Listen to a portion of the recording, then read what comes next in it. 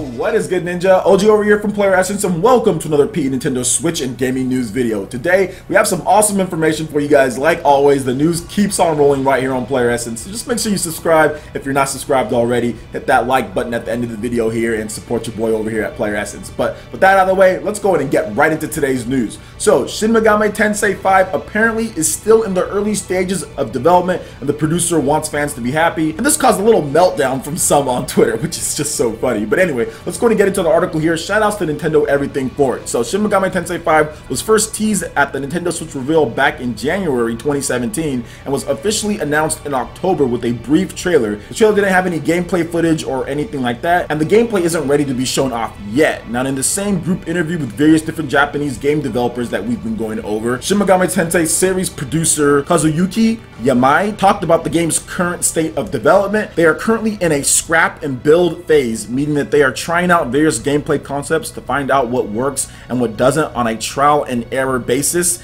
Yamai states that since it's the first mainline Shin Megami Tensei title on a home console in a while, he'd like to develop the game properly without any compromises. He would also like to properly reveal the game soon to show off how it plays, but ask fans to be patient for a while longer. So this is something that kind of caused people to say, oh, well, it's not coming in 2018 because of that. But then he says that they're going to have something to show soon. So I think that we need to just slow down. I still think that it's going to be revealed in 2018, so we're going to see it, and then it's probably going to be a late 2018 release. But that's just my opinion on the matter. If it's 2019, then it's 2019. There's still Valkyria Chronicles, Project Octopath, Fire Emblem, and a host of other games that are going to be coming out in 2018. But I honestly feel that we're going to see something and it's going to be released. But we're going to have to wait and see on that. But this is cool, man. I mean, obviously, they want to make sure that it's a quality game. And I think before people start talking about release dates or anything, the first thing that should be on your mind is it going to be quality? That's the first thing. So the fact that he's not making any compromises, the fact that he's saying, hey, be a little bit more patient, and when something is ready to show off, they'll definitely do so. But there's a reason why that they announced it, they teased it back then had another trailer, and then even had an interview, I think it was like a month or so ago, had an interview talking about the gameplay aspects and why it's on Nintendo Switch. Let me know what you guys think in the comment section below on Shin Megami Tensei V. Either way, I'm super excited about the game. I think it's going to be a ton of fun on Nintendo Switch based on the previous Shin Megami Tensei games. And like I said, make a quality game. That's the most important thing than anything outside of release date or anything like that. Make sure it's quality. Make sure everything works. And that's what I want to see. So I'm happy with them not making any compromises and making sure that they can make the best game that they can possibly make. Alright, and moving into the next article here. Suda51 says that Nintendo is really showing interest in independent developers and grateful for their support. So here is what Suda51 had to say in a recent sit-down with Game Informer. Quote, "Over the past 2 years, I've seen how much Nintendo has been putting into getting the word out about indies and trying to help the indie community get more popular and get more support. It's really obvious to me that Nintendo has really started caring more about indies. In my entire career as a video game creator, I've never had the chance before. I've never had a platform or a company really show that they care about my games or my series this much and really offer this much support for it. I really appreciate that, and it's one of the reasons I'm glad to be working with Nintendo. They show they really do care. That sort of care is something that I'm able to receive from Nintendo that I don't really think I'd get from anywhere else." This is kind of big to hear this from Suda because they were actually working on a PS4 exclusive, or a game that was going to be a PS4 exclusive. It was called Lily Bergamo, and then it actually ended up being something else, Let It Die, kind of turned into that, or it was kind of canceled. I'm not really sure, but I think that's what he's talking about. What happened with Lily Bergamo in terms of the support for that game kind of just evaporated, and I think that the games that it used to make, like Shadow of the Damned and other type of titles, Lollipop Chainsaw and all these other games, I think a lot of people just said, okay, we're tired of these type of games, we don't really want them. And he didn't see the type of support on PS4 because it's like, where's all of Suda51's games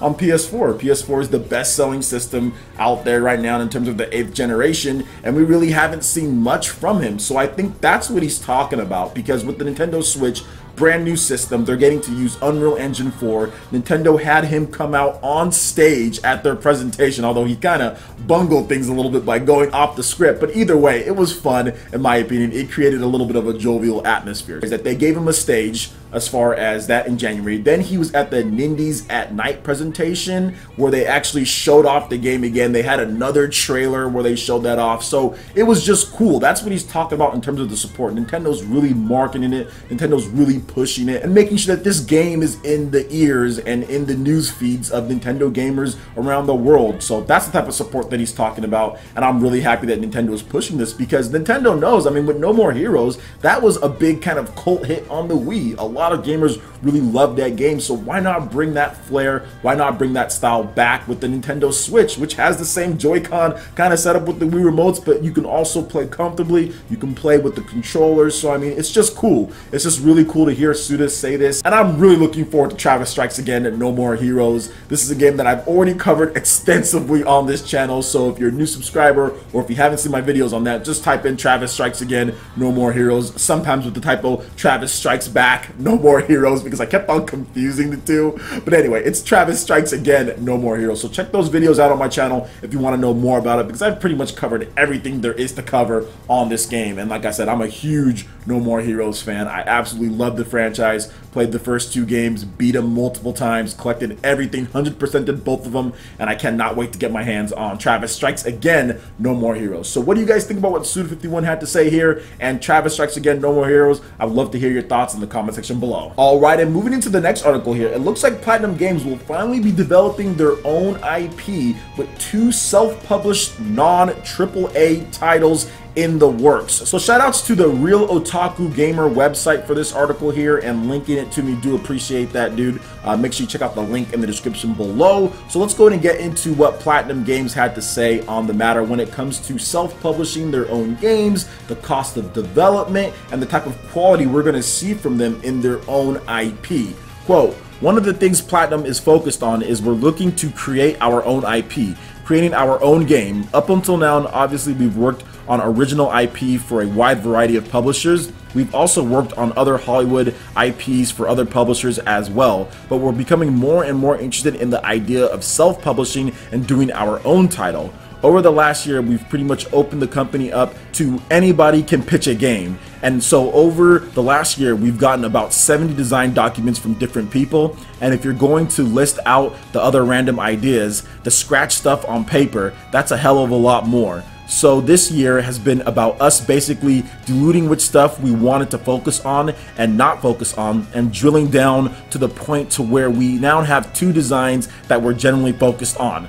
We can't put together a AAA 10 million plus game because we just don't have that sort of cash as an independent developer. However, we don't plan on going the indies route with just a few people on a team making a game. Looking at probably 20 people on the staff making the game, so that'll still be a healthy size." And basically what he's trying to go for here is something, not in terms of graphics wise, but something like Ninja Theory with Hellblade, something like that, to where not quite the biggest budget game out there, but then again, not the smallest out there. Now, there are independent games or indies that have 20 plus people working on their staff. It's not the norm, but there are definitely independent developers that have that many people. Now, most independent developers are probably like around maybe 10 to 15 in terms of team size. Some of them are even smaller, like 1 to 2 people or even 3. I know like Shinin, for example, there are like 3 or 4 people that are working on their games. So it just really varies, but all of these are third-party developers. Independent is just they don't have a big publisher that has the big cash, like he's saying here, $10 million plus,